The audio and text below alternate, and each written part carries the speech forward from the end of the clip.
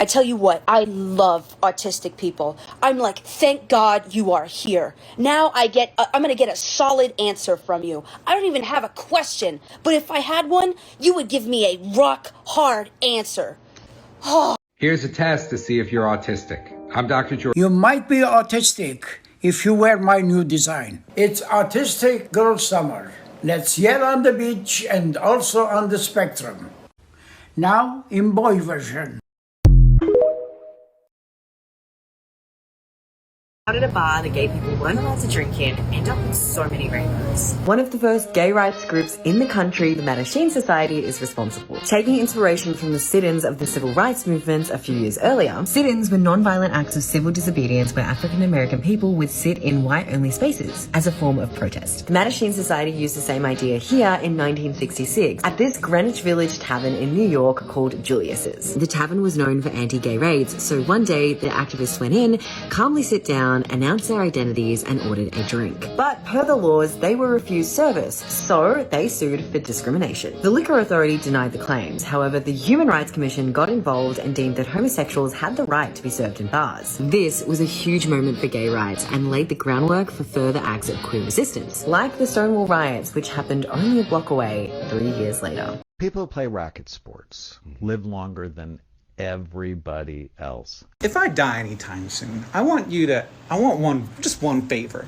I want you to call it Green's razor. No, Hank's razor. I'm just gonna call it Hank's razor for anything that can be explained by socioeconomic status in a society. It's probably that, rather than the thing that you're measuring. I found the paper, and I read the paper, and it's not more than anything. They looked at several different sports. Racket sports, cycling, swimming, aerobics, and football, and maybe something else. Football is soccer. This is a study of 80,000 British adults. And here are the covariates, like confounding variables that they controlled for, and none of them are wealth or income. Some might be close surrogates to wealth and income, so that's not terrible, but none of them are wealth and income. I think that people who have a lot of wealth and status in their society live longer, and I think people who play racket sports are more likely to be like that. And I'm not going to die anytime soon, I don't think. But if I do...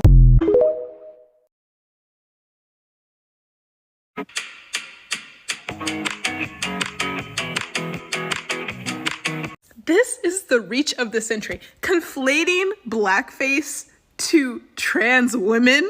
What is with the hyperfixation on trans women? They never speak about trans men in like any transphobic argument, whatever. They never mention them. Like, why aren't you making a post about man face, right? Republicans are exploiting their issue with trans women in order to restrict women's rights. If you're enforcing gender roles and gender stereotypes, and you are telling people that you can't do certain things if you look this way, you have to follow these rules if you are a man and if you are a woman. It's only going to continue to oppress women. You cannot call yourself a feminist if you do not support trans rights.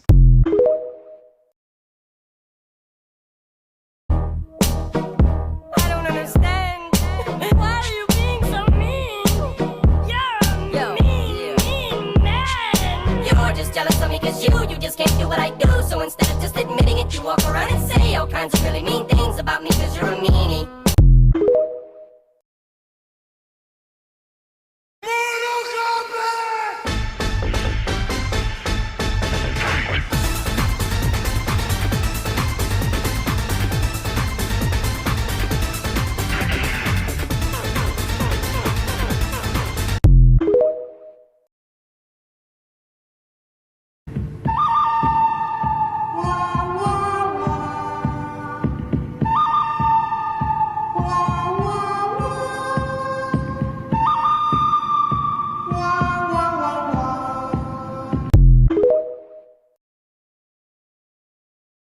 In and around the 1960s in Japan, there was a lesbian subculture not unlike the butch and femme lesbian subculture, mostly associated with 1950s Europe and North America. Instead of butch and femme to describe more masculine and more feminine lesbians, however, the popular terms were tachi and neko, meaning sword and cat. Today, these terms are more often used as sort of top and bottom descriptors, though they do still carry the masculine or feminine association. As a lesbian fashion historian, though, I want to talk about the roles of tachi and neko in the past. Lesbianism in Japan has been invisible for a long time, and lesbian communities, social groups, and publications didn't really appear until the 1970s, or really more like the 80s and 90s. However, lesbians still existed. In the 1998 book Queer Japan, a Japanese lesbian named Saho Asada explains her experiences going to lesbian bars around the mid-1960s and early 70s. At night, I went out to the lesbian bars. Bar society was dominated by butch and femme, what we in Japan call tachi and neko. I came to know many lesbians who worked the bar scene. I viewed tachi with mixed emotions. Some looked like willowy young businessmen in their dark suits, with their hair parted on the side and slicked back with oil. Others looked like gangsters with crew cuts. What I love is that the tachi community that Saho was a part of formed their own traditions. She says, "I spent my days off with these women. They loved ceremony, and on New Year's Day they would dress up in men's kimono and go to pay their respects at a shrine. It was a ceremony just for them, whom society had rejected." Hi, my name is Jay. This is a list of things that give me gender envy, but it makes progressively less sense as you go down the list. Very strong start. Choi Chan-hee. Are you kidding me? Like, he's stunning and he's just, like, nothing. You know what I mean? Nothing but in a good way. BA gender way. That's my way. I can't do this. Next, we got Yoon Jong-un. Actually, a significant chunk of 17 gives me gender envy. Where do you find these guys? What the fuck? Next is Tim Drake, as either Robin or Red Robin, actually. I don't like the weird bald one in the Arkham games, but I'm pretty sure that dude's like 45 years old, so. Next is almost anyone in a Spider-Man suit. This is great, this is great, this is great, this is great, this is the best. He doesn't believe in gender. The binary is capitalist. The spider people envy started here and it's just never stopped. Next, we got Six from Little Nightmares. She's very nothing because she basically doesn't speak and you can't see her face. She is not to be perceived. Excellent. Next is Rantaro Amami. I recognize that this is closer to an established human than Six is, but this one sucks because it forces me to admit that not only have I played Danganronpa, I made it all the way to the third game. And then I fucking finished that game. We're moving on. Next is the diver from Abzu. They also don't speak and don't really have a face, and I'm actually pretty sure this is a robot. But they have eyes, which is great, and they only hang around fish who are really not going to perceive their gender. Sounds like a win-win. Next is the yellow pigment. Only the yellow one, though. I can't explain why. If you asked me to draw a goofy little guy, this is probably what I would immediately think of. That's what I'm looking for. Next is this. I can only describe this as a thing, which is perfect. It's just sitting there. Next is Gortys from Tales of the Borderlands. This thing has like a feminine voice, and I think they refer to it as she in the game. So they lose a couple points for that, but it's a robot and it's a circle, and that's funny. Next, the Dio droid. I don't know. I don't want to talk about it. Next is a Dumbo octopus. That's me if I've ever seen me, for sure. That's exactly what I look like in my head. Next up, we got an ant. This does in fact extend to all ants. No one in the colony has any time for gender except for like a very select few ants. I'm not trying to be those ants, I'm trying to be this ant. Next we got air plants. They are simply so free. No one told them they should grow without proper roots, but they did it anyway. I admire that in a gender. And finally, the rock scene from Everything Everywhere All at Once. This is a fantastic movie and this scene is like deep and important and emotional. But the first time I saw it, all I could think about was like, damn, I wish I was a rock that could talk.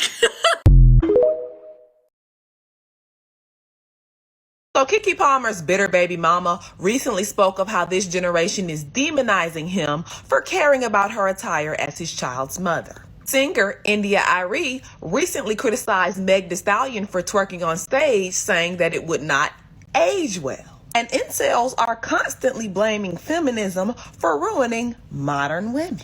And I'm here to inform you motherfuckers that this generation of women is not ruined. We're not a rotten bunch. We, pick-me's excluded, are just hip to the fact that the rules associated with patriarchy and traditionalism are bullshit. We understand that as women, we can dress however the fuck we want because our value isn't contingent upon clothing. We know that modesty does not guarantee better treatment like y'all say, not in a world where women in hijabs and even little girls are not immune to violent, disrespectful men. We understand that being married or in a relationship does not mean we have to rid ourselves of our individualism, and that submission is not a requirement for a happy relationship. We don't have to be led to be loved. We know that twerking is not a matter of self-worth. It's a dance that's rooted in our culture, whether y'all like it or not. We know that respectability politics will not liberate us and that even ghetto black women are worthy of protection. We see how y'all have all these rules for what moms aren't supposed to do, but y'all don't even police fathers when they abandon their fucking kids. See how y'all listen to male rappers talk about women like cum dumpsters, but a woman rapping about her own pussy is too vulgar. And we know that some of the old school marriages that y'all aspire to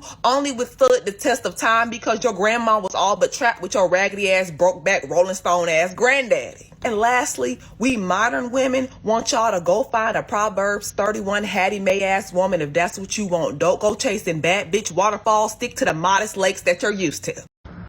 We got a call of 4 black males tying up an old man, kidnapping him. You said they said what? They said they saw one old male get kidnapped by 4 black males with guns. Bro, it's just 2 of us here. We're black, bro. It's 2 of us. We're doing gutters. Yeah, that's what I thought.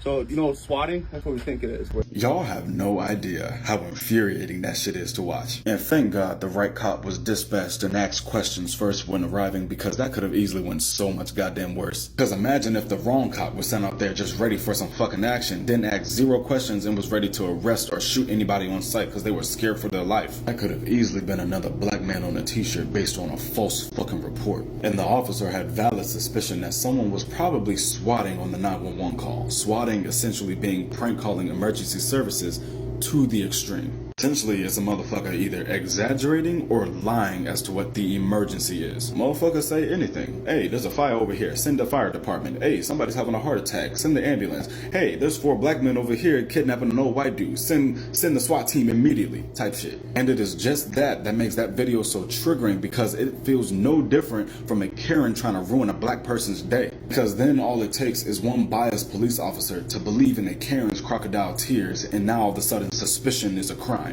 It is so tiring seeing hundreds of videos of any minority in this country getting the cops called on them while either working or minding their business just because somebody else is so uncomfortable with them being in their presence, when it should be so easy for a motherfucker to either just mind their business, walk away, or do both.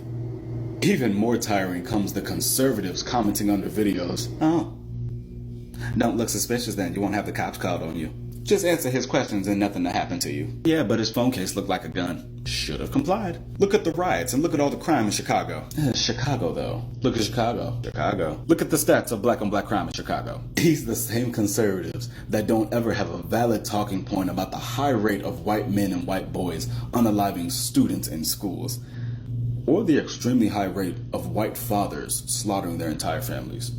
What's up with that? I clearly got off fucking topic and I really don't give a shit. Back to the matter of the video. I certainly hope whoever made that call is charged with a felony, because you really can't be doing that shit. Whether it was an intentional prank taken too far or a motherfucker genuinely was not minding their fucking business and assumed the absolute worst, somebody needs to be held accountable. Oh honey, no. I'm gayer than Elton John's fanny pack. Are you coming to prom? I'm on the decorations committee. Or maybe this means something to the young boy who grew up in Rhode Island with 6 brothers, pretending to go to soccer practice when really he was going to sewing class. Are those new Jimmy Choo? Gimme, gimme, gimme! Oh, he is fine! Don't stomp your little lassies and Prada shoes at me, honey.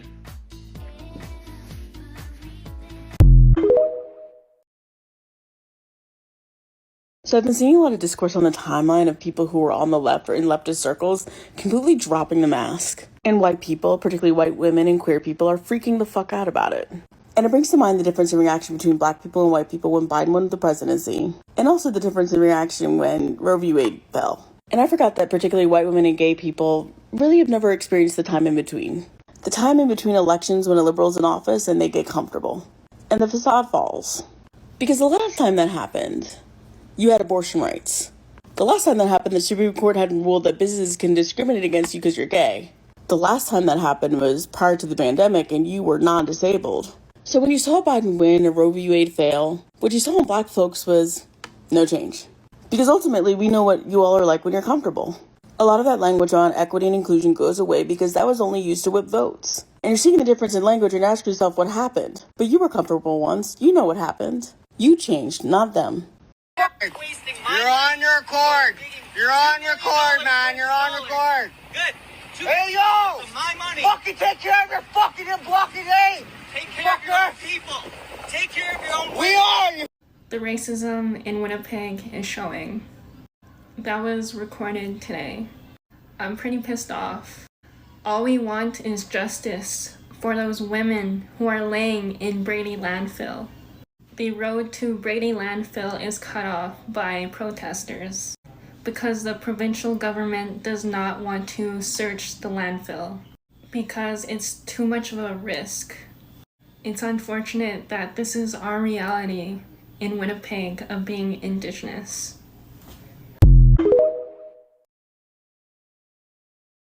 Hello, I'm Shelley Duvall. Hello, I'm Shelley Duvall.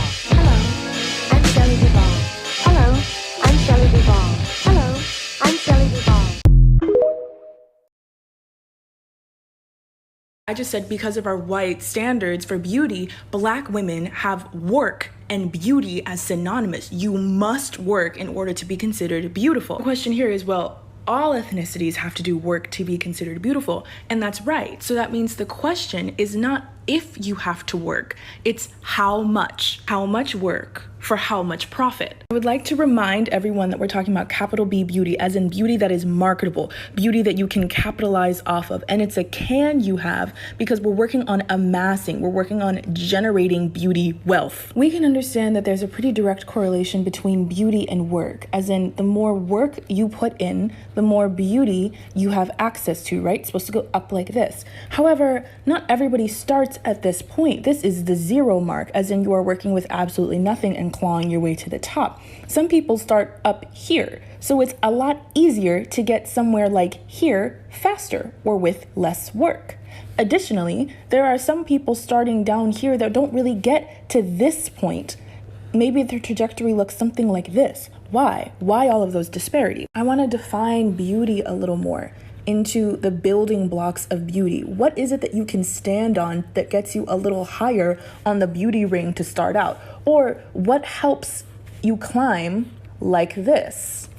Some of these beauty building blocks are gender, the right gender performance, the right body type, the right race in features, and in coloring. It's a terrible word to use, but it's true. In hair that is long, light, and grows in a downward fashion.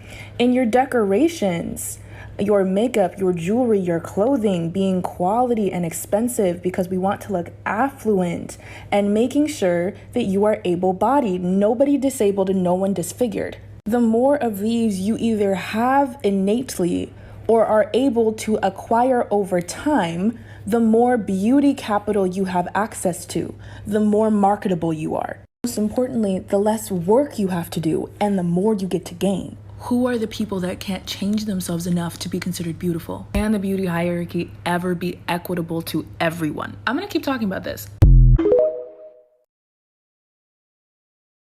This might be a hot take, but I don't think a trans person has to tell anyone that they're trans, ever, if they don't want to. That includes partners, spouses, friends, employers. I saw a post on Reddit recently where a woman was talking about how she just found out that her girlfriend is trans after they've been together for 2 years, and she feels lied to and she thinks she's gonna break up with her because the betrayal feels so strong. First off, for some trans people, being trans is the least interesting thing about them. Some people are like, I don't care that I wasn't born a girl. I've been a girl my whole life. Others may have had traumatic experiences where they waited to tell a partner that they were trans and then it was met with bad reception, or they've been disowned by their family for being trans. Some trans people don't even identify as trans, they just identify as man or woman. And like, yeah, maybe to you that's a big deal and that's something that you'd want to know about your partner. Being trans is deeply personal and sometimes traumatic, and no one is ever obligated to tell you something traumatic about themselves. Also, consider how traumatic it would be for someone to be in a relationship with you for 2 years, tell you that they love you, and then when they find out about this secret, act like your entire identity is a lie, and then break up with you. How is the trans woman the villain in this situation?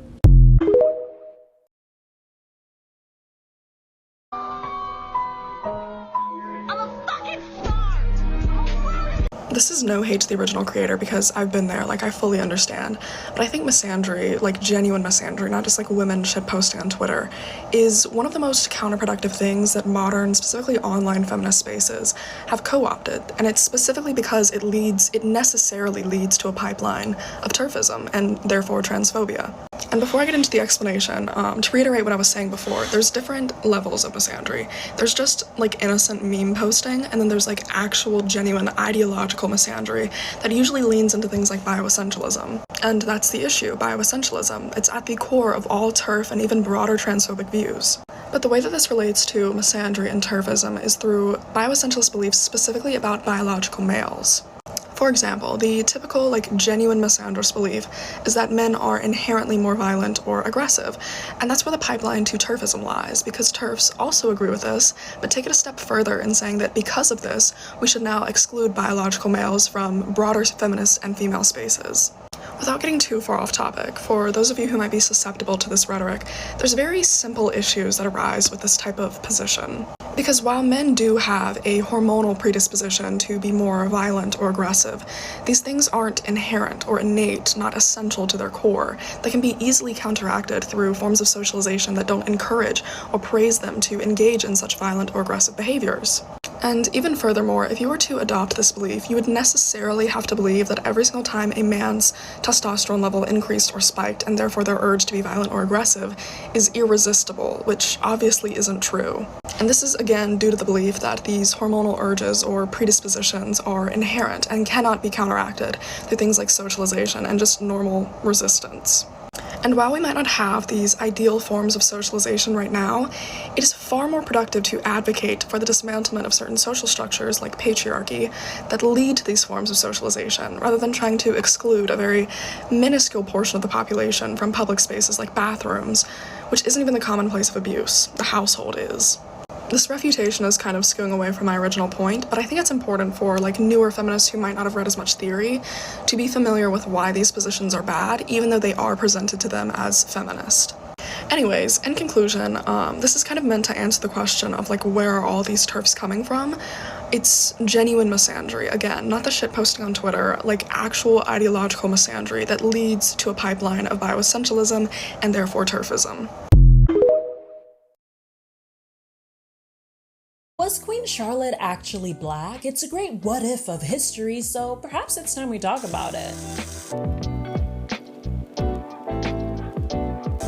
Bridgerton's new spin-off about Queen Charlotte has made a splash, and while she certainly did exist, questions surrounding her ancestry have come back to the forefront, especially this one. Was Queen Charlotte actually black? Now, obviously, Queen Charlotte, a Bridgerton story, is but a beautiful work of fiction, not a historically accurate drama series, right? But it does seem like Shonda Rhimes took inspiration from a popular theory surrounding the real-life queen. You see, in 1997, historian Mario de Valdez y Cocum argued that Charlotte was directly descended from a 13th century black branch of the Portuguese royal family. He traced her ancestry back to the 5th king of Portugal, Afonso III, and his Moorish mistress Madragana, and pointed to the, quote, African characteristics evident in so many of the queen's portraits as proof of his theory. He also brought forth certain descriptions about her that in his eyes were quite telling, like one noble writing that she was ill-colored, or a prime minister saying that her nose is too wide and her lips too thick. Queen Charlotte was even honored in several British colonies at the time who were convinced from her portraits and likeness on coins that she had African ancestry. So what if historical records had been tampered with to hide the fact that Charlotte was actually Britain's first black queen? Well, unfortunately, while that theory makes for a juicy conspiracy, it doesn't hold much weight. There's more than 600 years of distance between Queen Charlotte and her rumored Moorish ancestors, who they themselves cannot conclusively be proven to be black. You see, Moor at the time was a general term used to refer to anyone who lived in the North African and Spanish Moorish Empire, regardless of their race. So while it is said that Queen Charlotte did have Portuguese ancestry, it can't definitely be said that they were black. Also, the generational distance between Queen Charlotte and her presumed African ancestors would have been way too big and too far removed to be of any significance. I mean, 600 years removed, could one even claim to be black? So yeah, Queen Charlotte probably wasn't, but that doesn't mean that the British aristocracy was entirely white either. There are other stories stories of black people ascending to the aristocracy like Elizabeth Bell or Sarah Forbes Bonetta. And there's yet another theory that points to Filipa Aveno also having African ancestry. Ultimately, while these kinds of theories are interesting, they don't hold any historical weight, for now at least. That being said, they do make for some good TV.